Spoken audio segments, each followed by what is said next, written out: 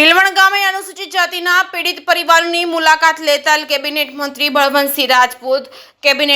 બળવંતસિંહ રાજપૂતે પાટણના સરસ્વતી તાલુકાના ભીલવણ ગામમાં મકવાણા અમૃતભાઈની દીકરીના લગ્ન પ્રસંગે ડીજે વગાડવા મામલે અત્યાચારની જે ઘટના બની છે તેના સંદર્ભે પીડિત પરિવારની મુલાકાત લીધી હતી। કેબિનેટ મંત્રીએ પીડિત પરિવારોને મળી તેમની સાથે બનેલા દુઃખમાં સહભાગી બન્યા હતા। પરિવાર સાથે સંવાદ કર્યો હતો। ભવિષ્યમાં આવી કોઈ ઘટના ન બને તે માટે ખાતરી સાથે હૂંફ આપી હતી। આ પ્રસંગે કેબિનેટ મંત્રી બળવંતસિંહ રાજપૂતે જણાવ્યું હતું કે ભીલવણ ગામે જે બનાવ બન્યો છે તે અત્યંત દુઃખદ છે। આપણી વર્ષોની પરંપરા રહી છે કે સુખ દુઃખના પ્રસંગે એકત્ર થઈને એકબીજાની મદદ કરવી, પરંતુ અહીં ભીલવણ ગામે પીડિત પરિવારે લગ્નના પ્રસંગે ડીજે વગાડવા મામલે અત્યાચારની ઘટના બની। તેના અનુસંધાને રાજ્ય સરકારે કડક પગલાં લીધા છે।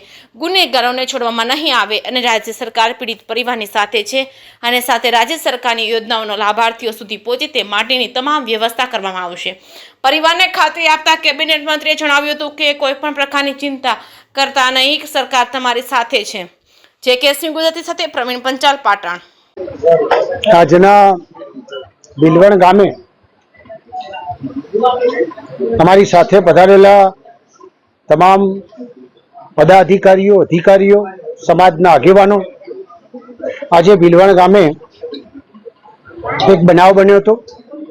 બનાવ બહુ દુઃખદ હતો। વર્ષોથી આપણી પરંપરા આવી છે કે સામાજિક દ્રષ્ટિથી કોઈ પણ ઘેર સુખ દુઃખનો પ્રસંગ હોય તો ગામના લોકો એકત્ર થઈને કામ કરતા હોય છે, પણ અહીં આગળ તો માત્ર ડીજી વગાડવું એ પણ એક મોટો ગુનો અને બહુ મોટી સમાજ હોય એના કારણે ગામના લોકોને ઘણી બધી તકલીફો આજે ગામના લોકોએ જણાવી છે। એના કારણે સરકારશ્રીએ તમામ કડક એક્શન લીધા છે। તેની સાથે સાથે એ પણ ખાતરી આપી છે કે કોઈ પણ જાતનો જે લોકોએ આમાં ગુનેગાર છે એક પણ ગુનેગાર બચશે નહીં। એના ઉપર ચોક્કસ પ્રકારે કાર્યવાહી થવાની છે।